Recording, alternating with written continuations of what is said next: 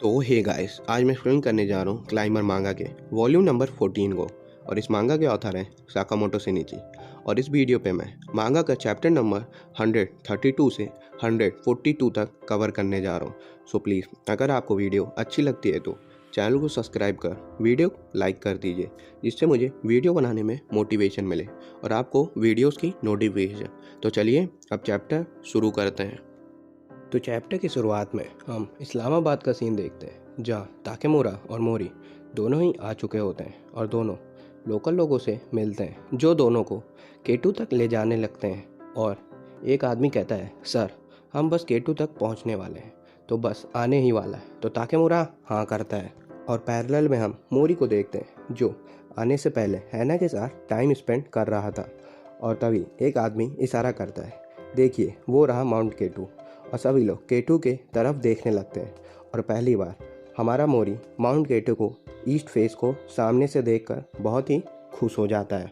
फिर आगे हमें बताया जाता है 1987 में डॉग स्कूटी की टीम क्लाइंब नहीं कर पाती। 1989 में ऑस्ट्रेलिया के 7 मेंबर भी एवलांचो की वजह से क्लाइंब नहीं कर पाते। 1996 में इंग्लैंड की 7 मेंबर की टीम भी नहीं कर पाती।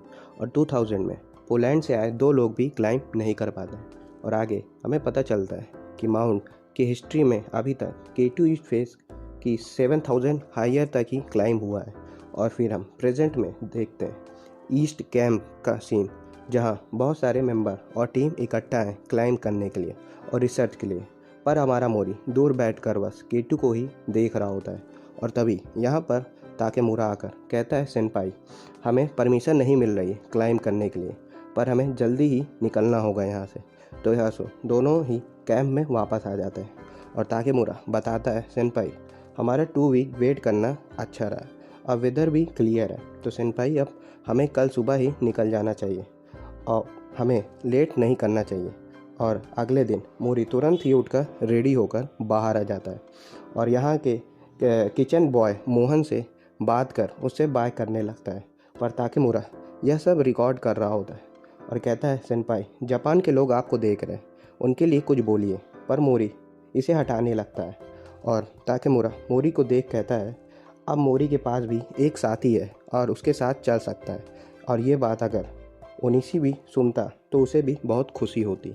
फिर आगे दोनों आगे चलना शुरू कर देते हैं और तभी उनके सामने एक बड़ी सी बिल्डिंग की तरह आइस वॉल गिरी होती है, जिसे देख ताकेमुरा रिपोर्ट करता है, गाइस अगर हम 1 मिनट पहले ही आते तो इस ट्रक जैसे आइस वॉल से क्रैश हो जाते। और अभी हम खतरनाक ग्लेशियर पर हैं और K2 तक पहुंचने के लिए हमें 2 किलोमीटर तक और चलना होगा। तो यह सब देख मोरी इसे बंद करने को कहता है। पर ताकेमुरा कहता है, मेरी इस स्ट्रीम से एग्रीमेंट हुई है ताकि हमें फंडिंग मिल सके। तो मोरी कहता है, अगर कुछ हुआ तो इस कैमरे को तुरंत ही बंद कर देना और फेंक देना। और फिर से ताकेमुरा मोरी का सूट लेने लगता है और फिर सीन चेंज होकर हैना पर आती है, जहाँ मोरी कहता है, सब ठीक है, मैं वापस जिंदा लौट कर आऊँगा। और तभी दोनों के सामने वर्ल्ड का खतरनाक आइस फॉल आ चुका होता है, जो हिस्ट्री में अभी तक क्लाइंब नहीं करा गया है, द K2 का ईस्ट फेस।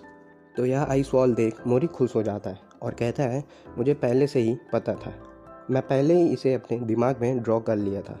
और तुरंत ही मोरी अपने हेलमेट और रोप को रख कर स्नो वॉल को टच करने लगता है और अपना प्लान बताता है कि कैसे हम 7000 मीटर तक क्लाइंब कर बेस बनाएंगे और डबल एक्स की मदद से हम क्लाइंब करेंगे और दिन का ढलने को वेट करेंगे ताकि स्नो सरफेस टेंस हो जाए और एवलांचे निकल जाए। ताकेमुरा मना करता है, नहीं, अगर हम सन ढलने का वेट करेंगे तो अच्छी पिक्चर नहीं आएगी, तो इसलिए इस बार लीडर मैं हूँ, तो तुम्हें मुझे इंस्ट्रक्शन देने की कोई भी ज़रूरत नहीं है। और अभी तभी सीन चेंज होकर हैना पर आती है, जिसे अदाची का फ़ोन आता है और कहता है, हैना अगर तुम्हारे पास कहीं आसपास पीसी है तो ओपन करो, मैं तुम्हें एक एड्रेस भेज रहा हूँ जिससे तुम मोरी को क्लाइम करते हुए देख सकती हो।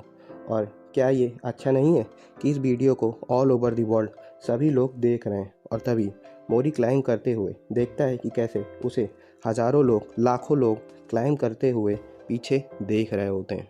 और फिर आगे दोनों क्लाइंब कर रहे होते हैं और पीछे से ताकेमुरा भी रिकॉर्ड भी कर रहा होता है। और रात होते ही दोनों K2 के 6300 मीटर पर पहला बेस बनाते हैं।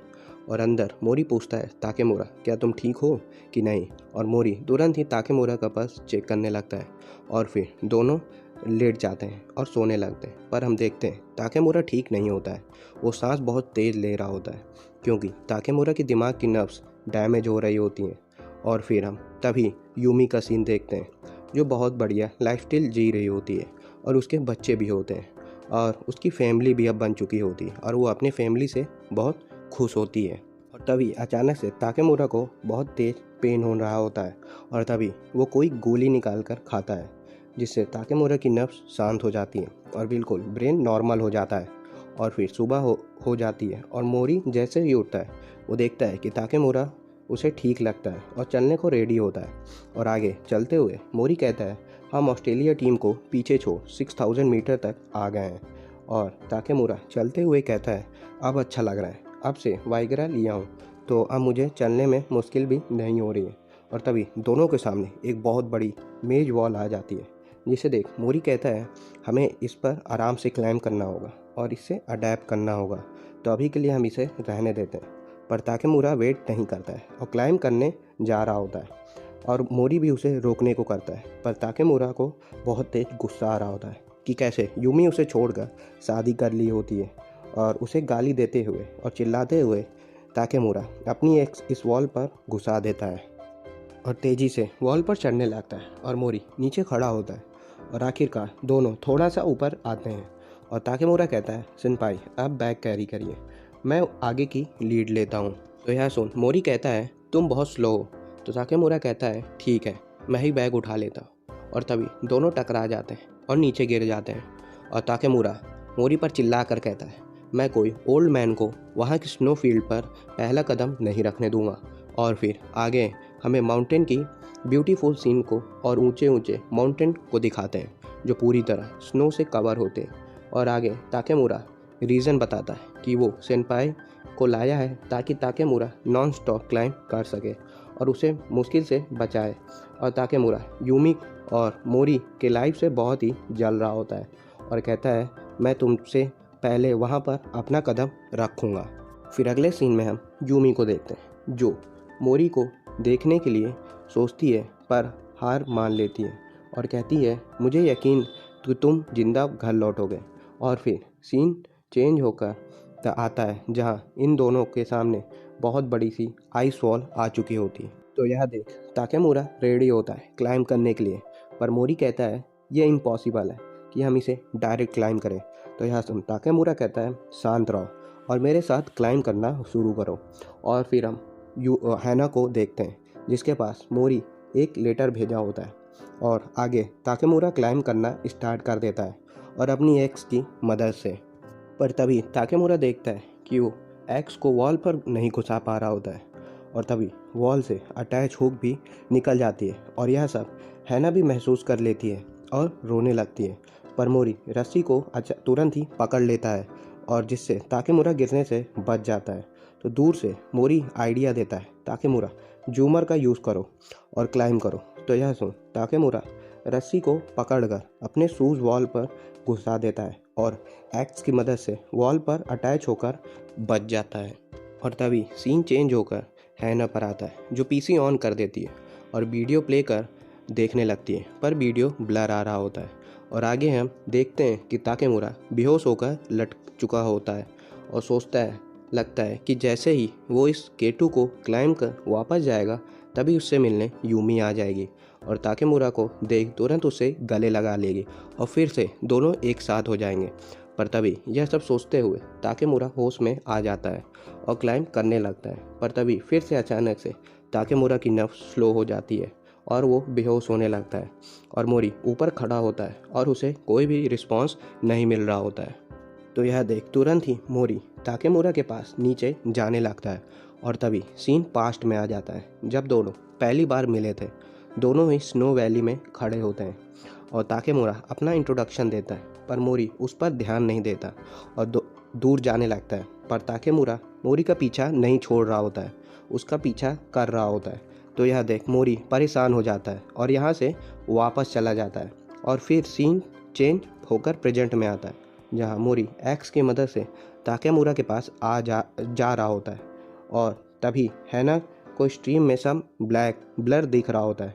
पर तभी स्ट्रीम में हैना के सामने मोरी का चेहरा आ जाता है, जिसे देख हैना बहुत ही हैरान हो जाती है। तो गाइस यहीं पे क्लाइंबर मांगा का चैप्टर नंबर 142 ख़त्म होता है और आगे के चैप्टर मैं जल्दी लाऊंगा। और हाँ, इस वीडियो पर मैं 100 लाइक्स और 50 कमेंट्स का टारगेट रखता हूँ। और अगर आप लोगों को वीडियो अच्छी लगी हो तो चैनल को सब्सक्राइब कर वीडियो को लाइक कर दीजिए। तो मिलते हैं नेक्स्ट वीडियो में, तब तक के लिए सायोनारा।